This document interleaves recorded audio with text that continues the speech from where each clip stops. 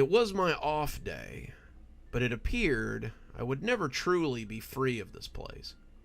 I was here by choice today, though. I'd come to see Frankie, since she had the night shift when I didn't. For those who don't work night shifts, it's hard to just fall back into a regular sleep schedule once your body is used to staying up all night. I found myself here some nights, walking the halls or visiting with Frankie. We'd become pretty good friends, and she liked to tell stories about how the hospital used to be. It was kind of fun, hearing about how some of the older nurses used to be giggly girls, or how she'd seen some of the doctors when they were kids coming in with their parents. I helped her navigate some of the newer things that she might have missed for my part.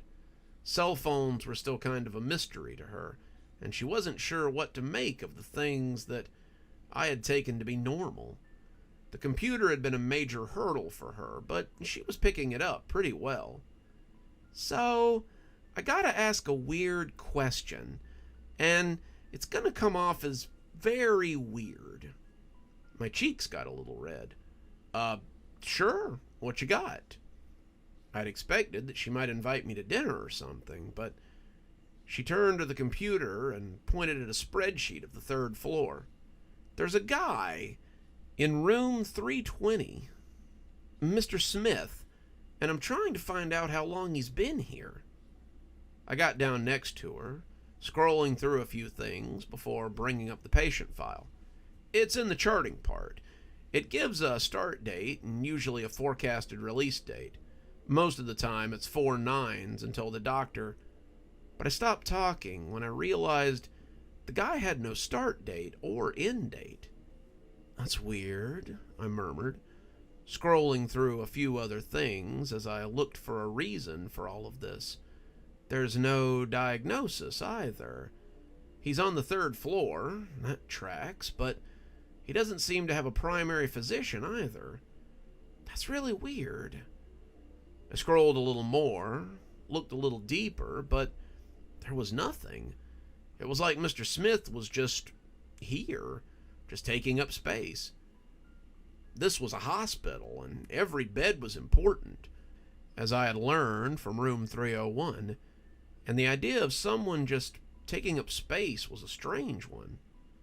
Come to think of it, I whispered to myself, I think this guy has been here for a while. Normally, the name Smith would have just been easy to overlook, but it was so mundane in this case that it kind of stood out. I had been here for about 3 years, and it seemed like I'd seen his name on the list for a while, though I couldn't swear to it. What made you look into this guy? I asked on a whim. Well, and again, this is going to sound weird, but I think I remember him. I almost laughed. You remember a John Smith? That would be impressive. Well, I remember him because I think he was here when I worked here. I looked at her oddly. This fellow's been here for 50 years? She shrugged. Maybe longer than that. I sat back. Any idea why?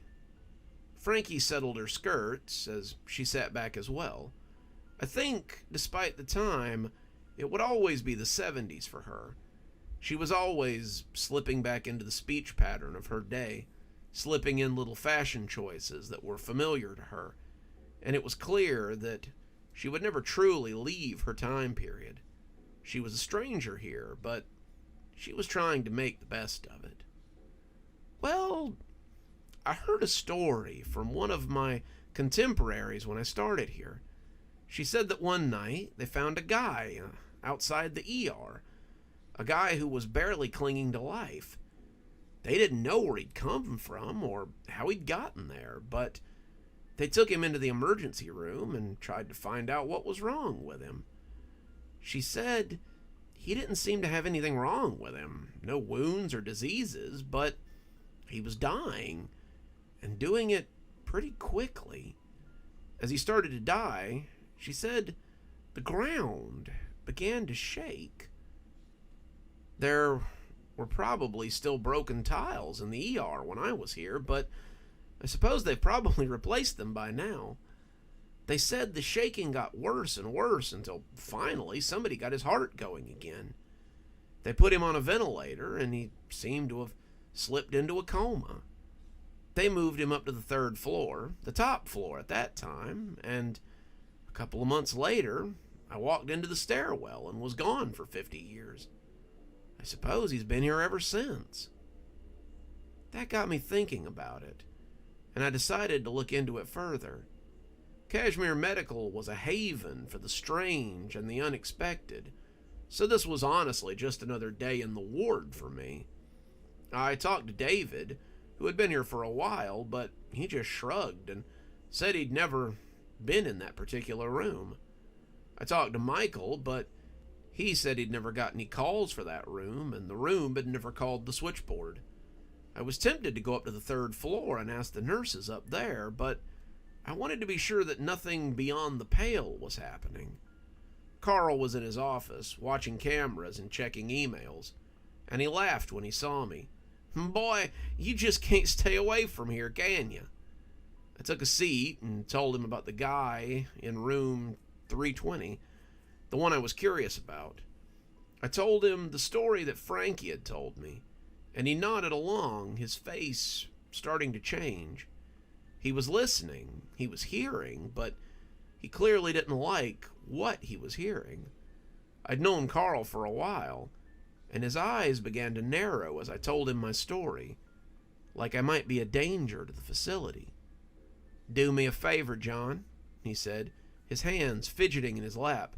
"Let this one alone." "What?" I asked, not sure I understood. "Why?" "This is different than ghosts or buggins. This is a matter of hospital security. Can't let you poke your nose into this. And if it makes its way into your book, then I don't think it will ever see the light of day." "Why would that be?" I asked, feeling a little defensive. The book was my life in a lot of ways, and I wasn't going to let him threaten me through it. "Kid, there are things here more dangerous than ghosts. There are things here that will leave you in a whole world of trouble. The people at the top like to keep this place the way it is, the way they've made it. And this guy is part of that. No one's allowed in that room. No one who doesn't have their permission, at least.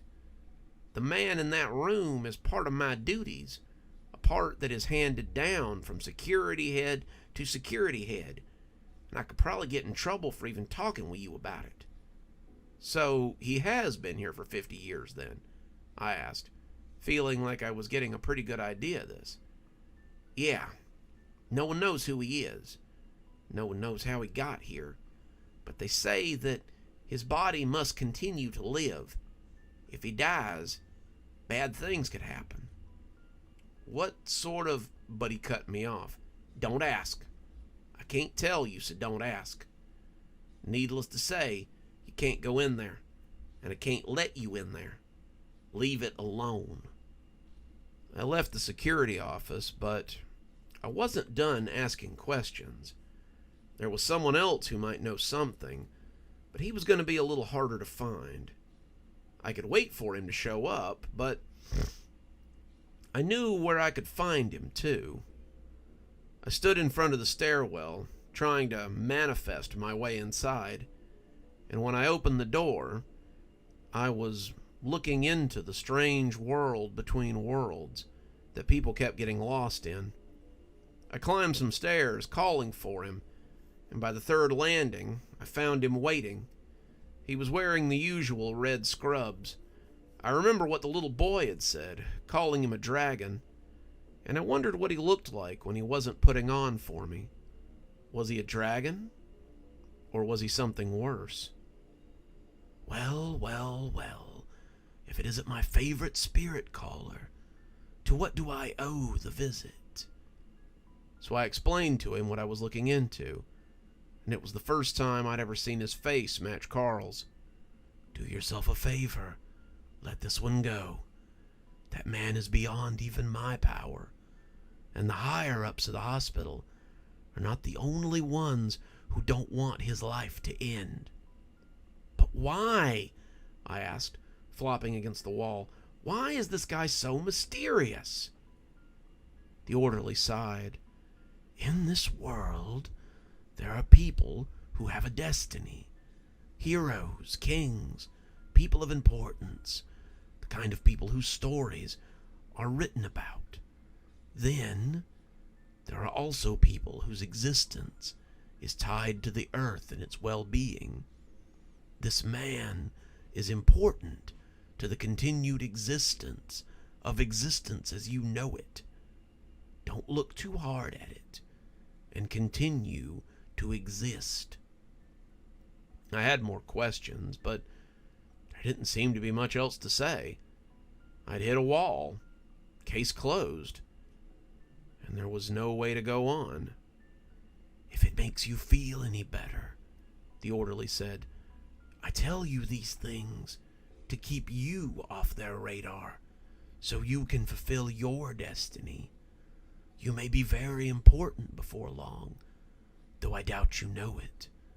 Go, experience some life as it is lived as opposed to how it was lived, and enjoy yourself a little. I left the stairwell and returned to the seat that I realized I'd only evacuated an hour and a half ago. A lot can change in an hour and a half, it seems. I thought you left, Frankie said, clicking away at the nightly charts. Did you find what you were after? No, but I guess that's okay. Maybe this place has some mysteries that I shouldn't know. Speaking of mysteries, Frankie said, turning to face me as she hit print on her charts, I was wondering if maybe you had the answer to one that's been bugging me lately. Oh yeah? I asked. 2 mysteries in one night. You're going to spoil me. Well, I was wondering if you'd like to go out to breakfast with me on Thursday, after you get off work. That caught me off guard. I guess I had never expected the mystery to be whether or not I'd join her outside of work. Like a date? I asked, my voice only breaking a little on the last part. I think so, Frankie said. Dinner would be difficult since I'm your relief for off nights, but breakfast is something we could both enjoy. It might be nice to see you outside of work. Interested? I nodded. Sounds like a date, I said, and the two of us sat for a while in companionable silence. That was one mystery I wouldn't mind getting to the bottom of. Good evening, everyone. It's me, Dr. Plague. Thank you so much for joining us for tonight's show. If you think you might like a little more spooky in your life, then please feel free to click on one of the videos we have up here. Maybe look at one of the playlists if you're trying to get caught up. I know, there's so many videos on the channel. There's so many series that are going at the same time. Sometimes you just need a little refresher course, and I gotta say, I always enjoy the views. If you're not subscribed, feel free to hit that subscribe button. Maybe hit the bell so you don't miss anything. We upload a lot on this channel, so you won't want to miss a single story as they come out. If you'd like to support the channel, you can click on the Amazon link down there. There's quite a few books in my Amazon account. You can have a look, and if you'd like a signed copy, get up with me through email, and I'll be happy to work something out with you. Also, there's links to my Patreon, and you can become a member on the channel if you'd like your spooky a little bit early. Patrons and members on the $5 tier get their videos 12 hours early. That's in the morning as opposed to in the evening. Patrons at the $10 level also get a signed copy of my book anytime I write one. Speaking of my patrons, you should see them appearing right now. Just wanted to take a minute to say how much I appreciate all of you. Patrons, subscribers, however you give to the channel.